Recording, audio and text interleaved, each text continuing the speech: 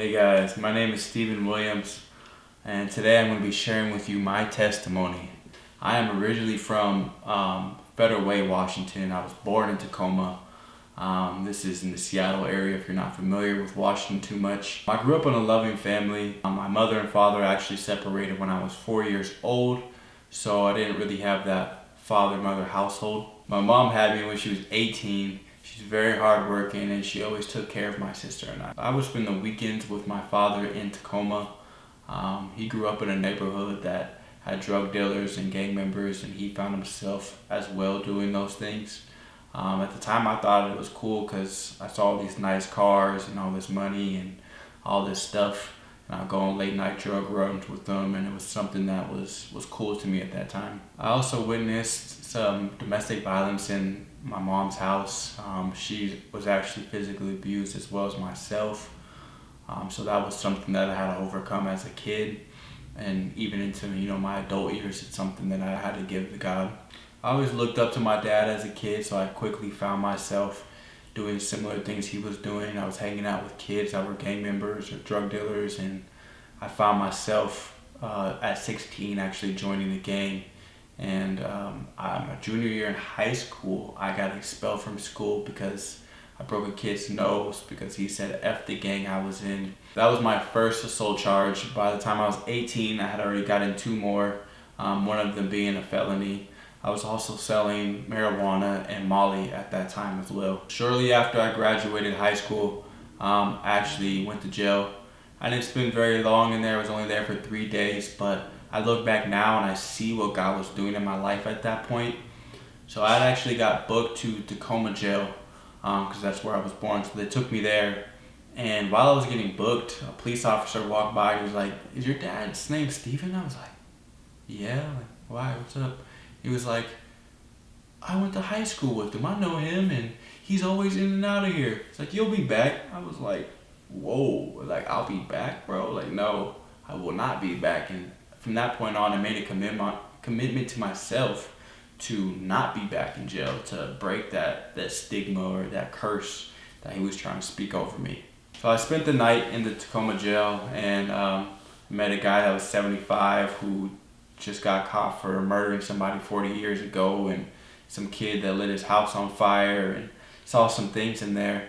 And then they took me to the Seattle jail, and that place was like physically dark, like no windows in there. There was drug addicts and homeless people, and it was just very uncomfortable. Then the next day, they took me to Kent. So this is the 3rd place they've taken me, and they're all kind of like spread out, but around my area.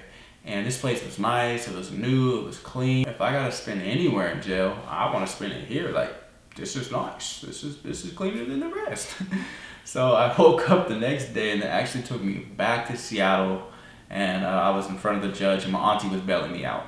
So what I recognize now though is like, whoa, God was showing me you can end up here, here, here if you keep doing this stuff. Fast forward a few years and not much has changed. I'm still partying, having sex, drinking, doing things.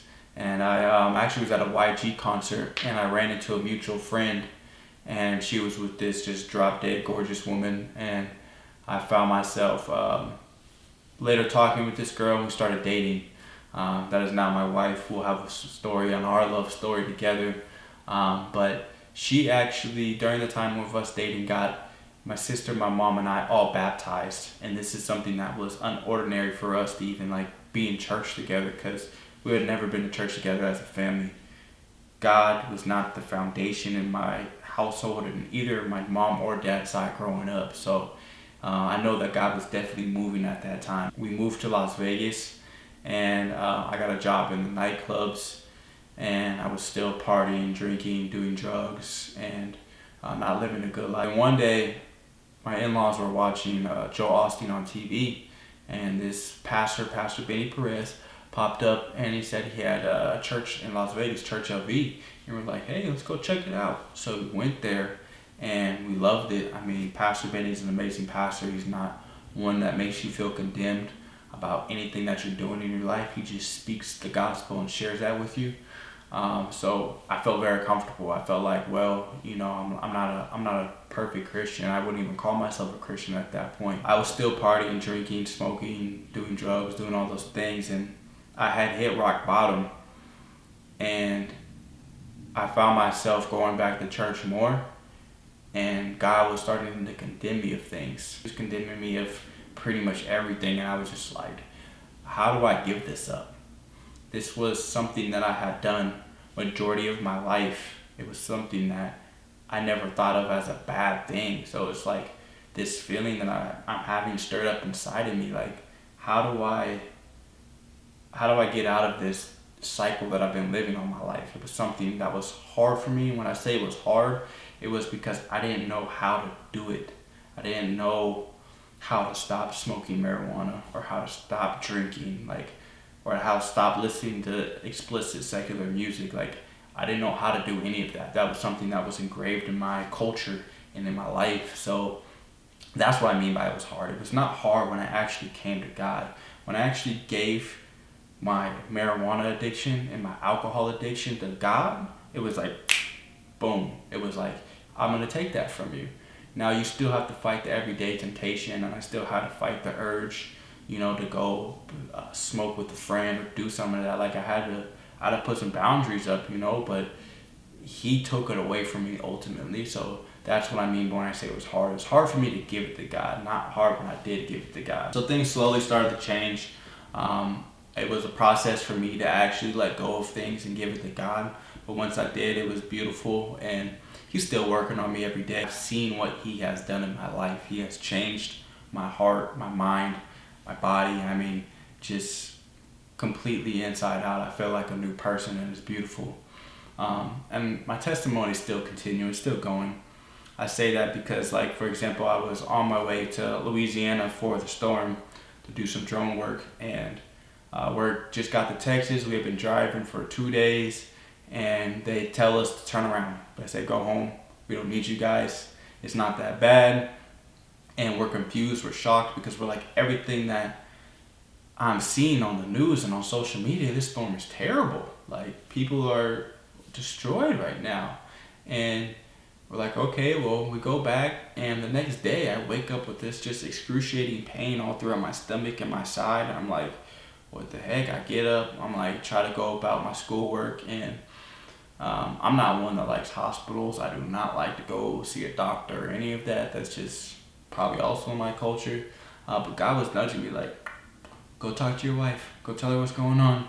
Go to the hospital. Go, go, go. And I'm like, no, I don't want to go. I told my wife literally, like, maybe if I just eat some food, I'll be okay. And so I'm like, okay, God keeps telling me to go. I go, and they do all the CT scans and x-rays, and they're like, your appendix is inflamed and it might rupture. Like, we got to get this out of you, like, right now. So I went into emergency surgery and got it ripped out. And God knew that if I would have been in Louisiana working, I would have just ignored that pain, and I would have kept working, and who knows what would have happened. So that's what I mean by, like, my testimony still going, because God's still doing something. And now I'm able to recognize quickly that it is God moving, and I bring my questions and the wants that I have to Him first, so it's just beautiful, man. I thank God every day for what He has done to me, and I do not regret anything that I have done or been through in my life. Yes, it's a little cringy when I think about it, but I don't truly believe that I would be who I am today if I didn't go through any of that. And now I have that experience, and I can relate to people that are dealing with similar things or have dealt with similar things. And, it's just all glory to God. So thank you guys. Love you. Stay blessed.